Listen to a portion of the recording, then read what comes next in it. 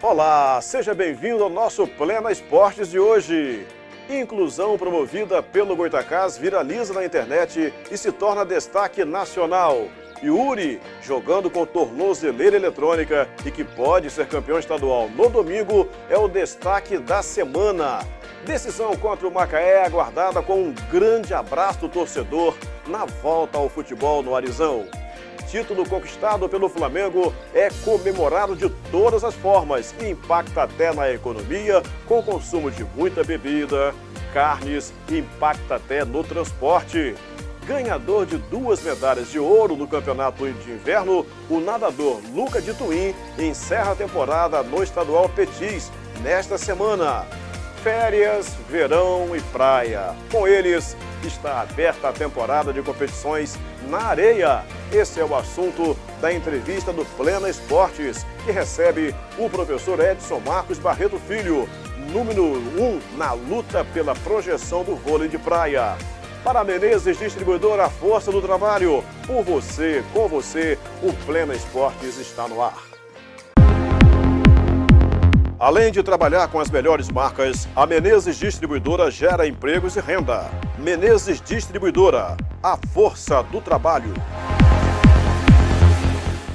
O atleta campista Luca de Tuim, 12 anos, que integra a equipe de natação do Clube de Regatas do Flamengo, está no Rio, onde compete nas provas de 50, 100 e 200 metros costas, 50 e 100 metros livre e 50 metros borboleta. O Campeonato Estadual de Petis, no Clube de Regatas Vasco da Gama, vai até domingo e reúne aproximadamente 500 atletas de vários clubes e academias cariocas. O filho do campeão mundial Rafael de Tuim é o atleta do polo avançado do Clube Rubro-Negro, que funciona nas piscinas do Instituto Federal Fluminense Campus Centro e no Clube de Regatas Saldanha da Gama. Campeonato Estadual Série B1, o Serrano saiu na frente na primeira partida da final da Série B1 estadual, ao superar o Bom Sucesso de virada por 2-1 no estádio Atílio Marotti, em Petrópolis, no último domingo. Natan abriu o placar para os visitantes, mas Graziane e Cleiton viraram para o Leão ainda no primeiro tempo. Com o triunfo, o time da Cidade Imperial joga pelo empate para ser campeão da competição neste sábado, às 3 da tarde, no estádio Leônidas da Silva. Já o Cesso, olha o Bom Sucesso, terá que vencer por 2 gols de diferença para ficar com o troféu. Em caso de vitória rubro-anil, por apenas 1 gol de vantagem, a decisão da taça será nos pênaltis. Preparativos para a Série A. O Madureira já tem novo treinador. Felipe Surian apresentou-se na sede da agremiação na Rua Conselheiro Galvão nesta semana, acompanhado pelo seu auxiliar Vanderlei Tavares. A dupla conheceu as instalações do estádio do Tricolor Suburbano e deu início aos primeiros alinhamentos ali para a pré-temporada, visando as competições do ano de 2026. A estrutura do departamento de futebol também ganhou reforço. O novo gerente de futebol, Carlos Garri, retorna ao clube após experiências recentes nas categorias de base do Botafogo e também do Vitória, fortalecendo o planejamento para os desafios do ano que vem. O Madureira estreia no Campeonato do Rio de Janeiro diante do Fluminense, dia 14 ou 15 de janeiro e fora de casa.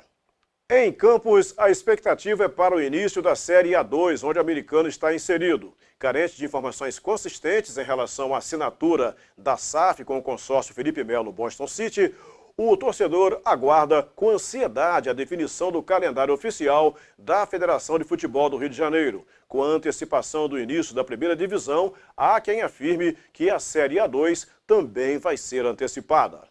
E chegamos às finais da Série B2. Macaé e Goitacás empataram em 1 gol no jogo de ida no estádio Cláudio Moacir Azevedo, gols de Lequinho, que abriu o placar, e Pipico.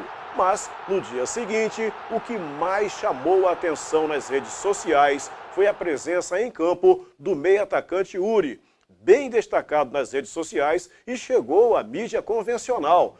Tudo isso por causa de um adereço que ele usou na partida. O atleta entrou no segundo tempo usando uma tornozeleira eletrônica. Isso mesmo. Vamos aqui nos ater apenas à questão esportiva.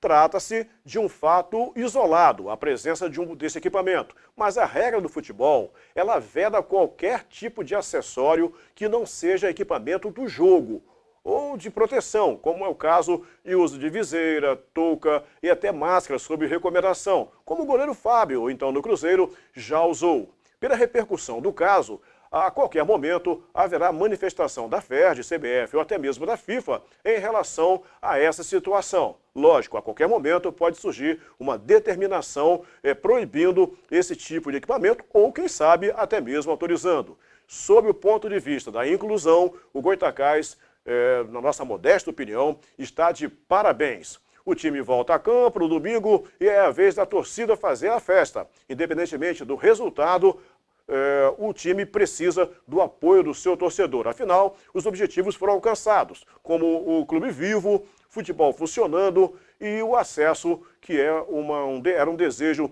do torcedor, um desejo de todo mundo. A seguir, férias, verão e vôlei de praia. E o nosso convidado é o professor Edson Marcos, do Centro de Treinamentos Undercrown. Uma autoridade nessa atividade muito praticada no verão. Fique com a gente. Vivemos na era da inteligência artificial. Tudo muda o tempo todo. Está tudo cada vez mais rápido. Eles escrevem, falam, até pensam por você. Mas no meio de tanta informação, quem te mostra o que é verdade? Na Folha 1, o nosso compromisso é com a verdade dos fatos e responsabilidade. Acesse folha1.com.br. Folha 1. A diferença está na qualidade. Além de trabalhar com as melhores marcas, a Menezes Distribuidora gera empregos e renda. Menezes Distribuidora, a força do trabalho. O rádio sempre esteve presente em nossas vidas, na sua casa, no seu carro, no seu dia a dia. Com o passar do tempo, o jeito de ouvir mudou, mas a companhia e a credibilidade continuam as mesmas. A Folha FM 98,3 está com você em todas as gerações. Ouça a Folha FM 98,3 no site, streamings, Alexa, aplicativo e nas redes sociais, com notícias confiáveis e música de qualidade.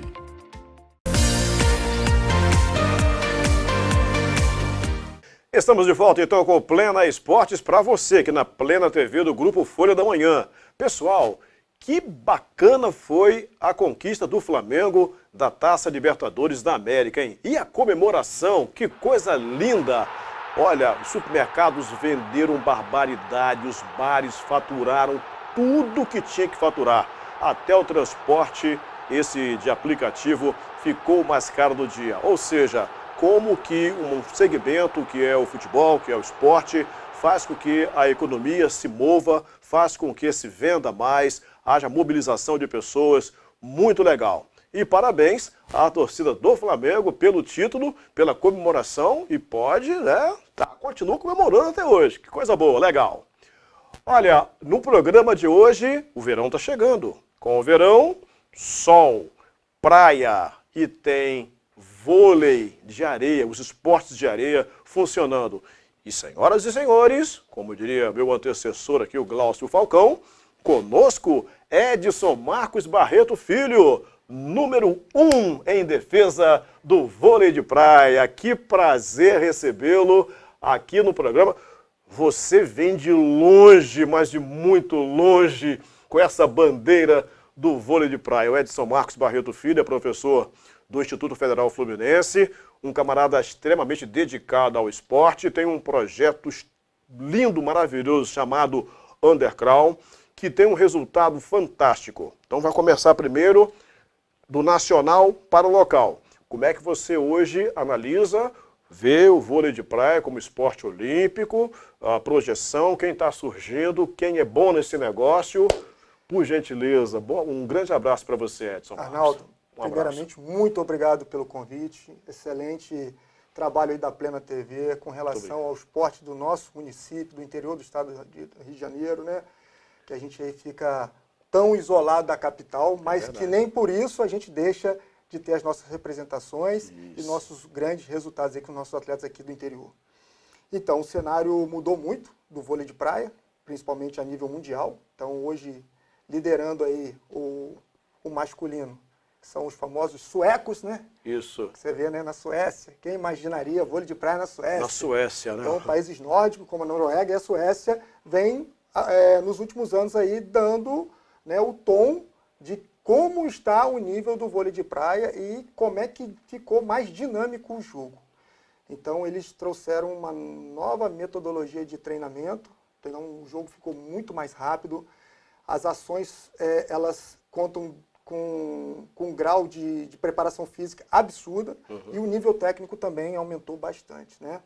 O Brasil não fica muito atrás, mas podemos dizer que o cenário europeu da Noruega e da Suécia está com uma coisa mais contemporânea para futurista e a gente ainda está lá atrás com aquela coisa ainda antiga, né? Conservadora. Então, está tendo ainda esse processo de transição, de adaptação. Eu acho que isso vem muito da base, né? E aí a gente, pensando em cenário mundial, a gente vê a segunda dupla da Suécia, categoria sub-23, já disputando agora a Copa do Mundo, foram os vice-campeões. Porque não é necessário que você tenha, na verdade, muita areia ou vá para o litoral praticar. A gente estava falando a chamada aqui, falou de verão e tal. O vôlei de praia. Há, na verdade, também a montagem dessas arenas também. Apesar deles terem uma infraestrutura que possibilita com que o desenvolvimento da prática, mesmo no ambiente de muito frio, por serem ginásios fechados e climatizados, adaptados para a prática do vôlei de praia, principalmente na Europa, né, eles preferem também, dentro do planejamento, dentro da periodização do treinamento, na parte inicial logo, né, no pré-competitivo, eles vêm para o Brasil ou para os trópicos, até para poder fazer a climatização, né, ter maior quantidade de duplas com níveis de jogos diferenciados para poder fazer essa transição, essa adaptação. Então, o vôlei de praia hoje denota de uma condição física muito boa, condição técnica absurda e estatística. Como é que está os nomes que nós temos hoje? Quais são os nomes de ponta hoje aí que a gente Então, nós temos poderia... o Mol e o Sorum, né?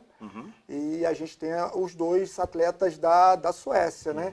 Que são hoje um fenômeno aí no vôlei de praia. Aqui no Brasil nós temos, para destacar, alguns atletas que ainda configuram no cenário, o Simon, né? A gente tem o André, que esteve aqui com a gente, né? Fazendo workshop, que se separou do George, que agora a dupla é Simon e George, né? O André, ele preferiu dar aquele ano sabático, né? Para poder dar aquela... Acabou de vir de uma Olimpíada, então a gente tem percebido isso muito com alguns atletas, principalmente agora com a Duda, que também, né, ela e a Ana Patrícia, né, resolveram separar um pouco, dar um tempo para poder... Porque você imagina, né, essa rotina de pressão, de ter que ir para uma Olimpíada, de conquistar uma medalha, logo depois já vem a Copa do Mundo, vem um Mundial, aquela preparação toda, e às vezes você fica naquela coisa, será que vale a pena esse sacrifício preciso todo? Viver um pouquinho também, né? Preciso viver, senão não exatamente. adianta, né? Você montou um projeto já há algum tempo chamado Undercrown, que funciona ali na antiga Visconde de Itaboraí. Acho que é a Avenida Santo Afonso, hoje o nome que tem ali, mudou o nome, Lá é né? Visconde de Itaboraí, antiga Rua do Leão. Antiga Rua do Leão. Acho que virou para Santo Afonso também, porque mudou o nome também. Enfim, mas ali, como é que está funcionando hoje esse seu projeto? Eu gostaria que você falasse um pouquinho sobre ele e aproveitando também o que ele trouxe de positivo em termos de título até agora.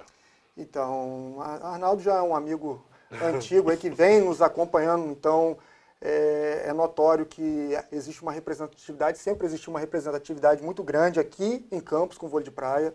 E não posso deixar de falar da Heloísa Landim, do projeto lá atrás, que... Elô, maravilhosa.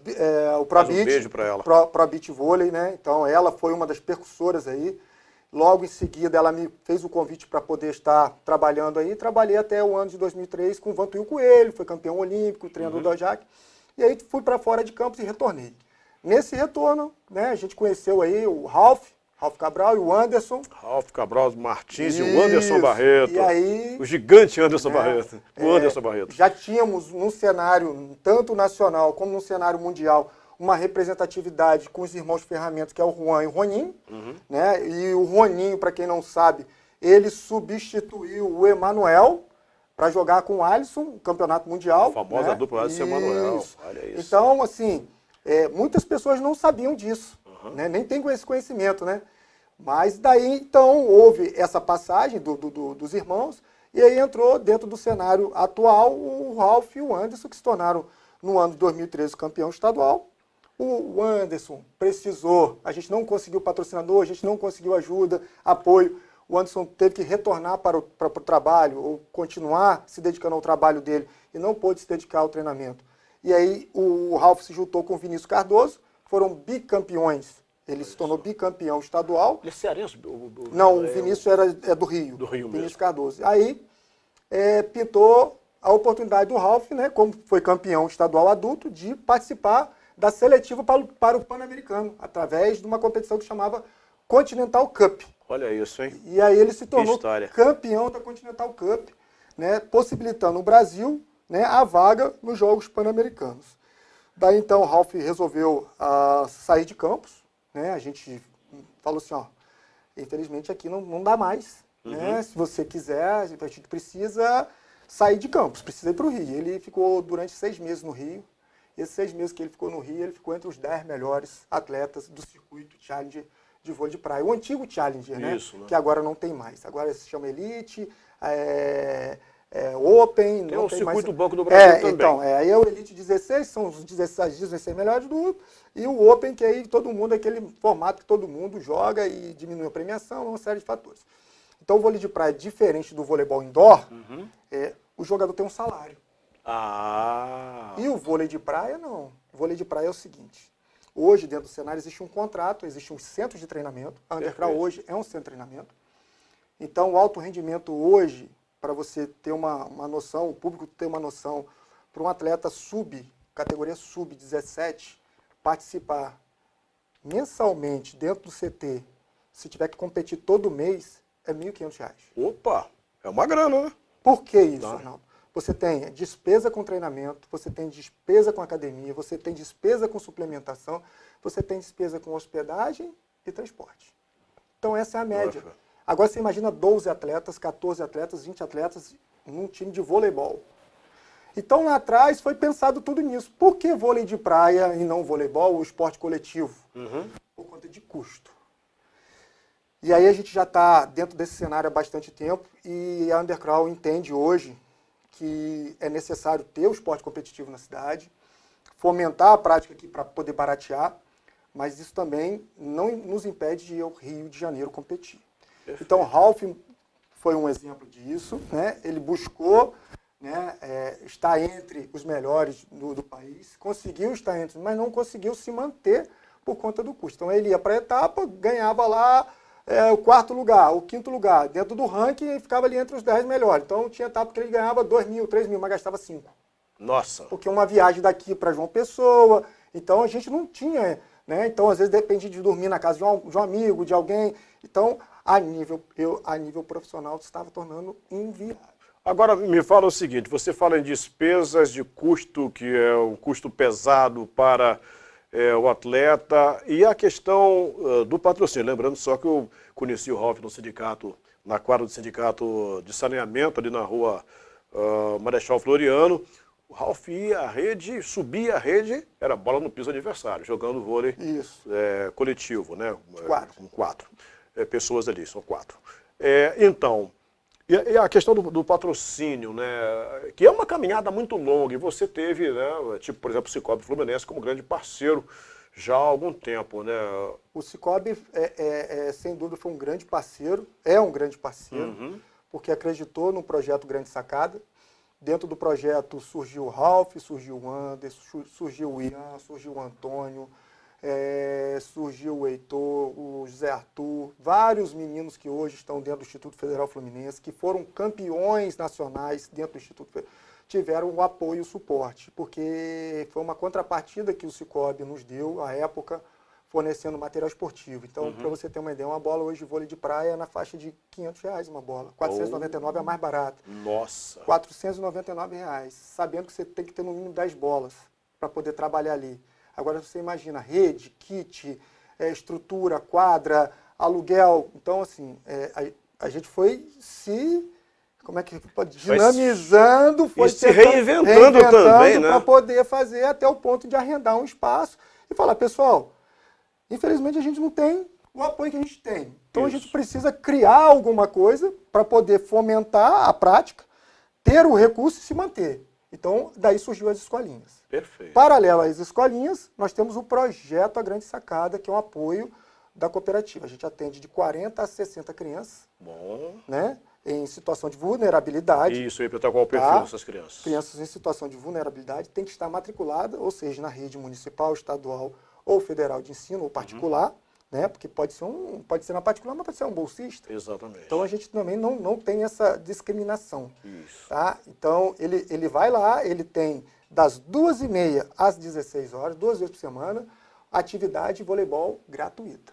Então a gente oferta isso de forma gratuita, que é uma contrapartida que o Cicobi hoje entende que é de suma importância. Claro, claro. Dentro desse contexto que você imagina, um filho seu que quer praticar um voleibol de graça, ele pode acessar lá o projeto. Perfeito. Então ele acessou o projeto, ele está vendo lá nosso professor, está dando aula, está junto com o seu estagiário, que é também um acadêmico de bacharel em educação física, que o nosso amigo Bruno, lá do Bittencourt, né, Colégio Bittencourt, consegue umas bolsas de estudo e a gente consegue fazer com que o aluno do projeto estude com bolsa na universidade. E então ele saiu ali, é isso que eu quero para a minha vida. Então ele vai para a faculdade, ele recebe esse apoio da faculdade, ele volta para o projeto e ensina as crianças novamente e fala assim, eu saí daqui. Isso. Eu estou trabalhando, eu vivo de vôlei de praia graças ao projeto. É uma indústria, não é verdade? É uma indústria. E por falar em indústria, como é que está exatamente a questão de competições locais e competições ao alcance desse seu vitorioso projeto? Então, ano passado a gente teve uma grande revelação, que foi o Lucas Laurindo, né? Nós ficamos entre as 5 melhores duplas da categoria sub-19, no primeiro ano dele de categoria sub-19. Então nós ficamos entre as 5 melhores duplas do país. Isso. Também ajuda praticamente zero e a gente conseguiu ir até a última etapa. E aí quando foi no final do ano ele recebeu o convite do Botafogo. Olha isso. Então ele já está treinando já há 1 ano no Rio de Janeiro com a equipe do Botafogo lá, que tem uma representatividade, que é o Guto, né, que está à frente, é um dos atletas de ponta que está à frente, e, se eu não me engano, ontem ele estava em Itapema, Santa Catarina, disputando a vaga do quali. Infelizmente não conseguiu, que é o nível sub-21, né? Não conseguiu, e esse final de semana estaremos no Rio, o estadual sub-23 e a Liverge. Qual a diferença da Liverge para o estadual? A Liverge é um campeonato onde todos os atletas podem participar, desde que não sejam federados. Perfeito. Somente a categoria ouro. Então a categoria ouro permite que tenha atletas federados adulto masculino ou adulto feminino. Perfeito. Ponto. E nós temos o campeonato estadual, que é o campeonato da federação. Ano passado nós fomos, de 24 CTs participantes, nós fomos o primeiro CT na classificação geral. Olha que beleza. Então, no estado do Rio, a Undercrown foi primeiro, com o maior número de vitórias e pontuação no ranking. Que dá uma responsabilidade cada vez maior. Sub-13, né? sub-14, sub-15, sub-17, sub-19, ouro, prata e bronze. Então, a gente tem desde o federado até o garotinho lá de 9, 10 anos que já quer competir nessa competição e nós, né, sempre... A ideia nossa era ficar entre os 5 melhores CTs do estado do Rio. Mas o que então a gente conseguiu esse resultado e esse ano a gente resolveu puxar um pouquinho o freio de mão por conta de custo também, né? Os pais entenderem um pouquinho mais do que é a aula em si e o treinamento. Então acontecia muito de ter uma dificuldade de entendimento. O que é uma aula de vôlei? E o que é o treinamento? O que o aluno aprende na aula e o que a gente ensina no treinamento que difere uma coisa da outra.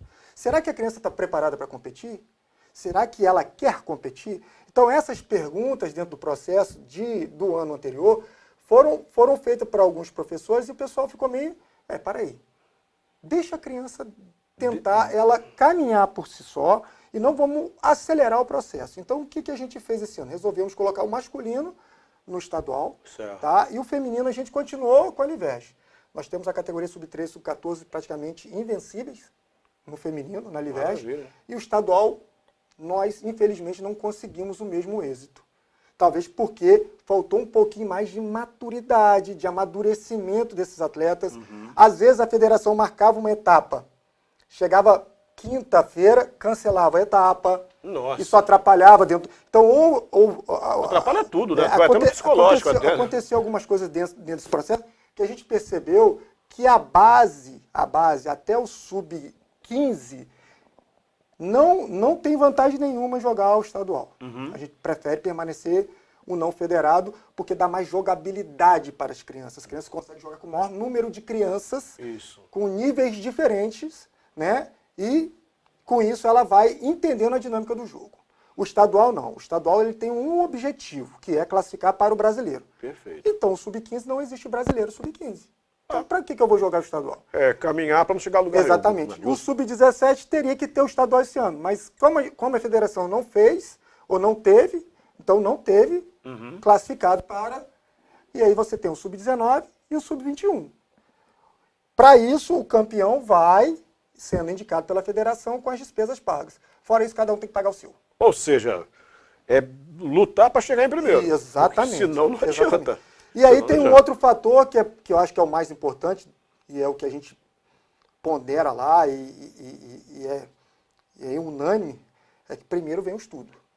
Ótimo. Primeiro é o estudo. Ótimo. Depois vem a prática desportiva que Ótimo, vai... Tá? excelente. Então, você imaginar que às vezes a gente saía daqui domingo, 2, 3 horas da manhã, viajava, chegava lá, 7, jogava, acabava 8 da noite, voltava numa criança no outro dia para ir para aula.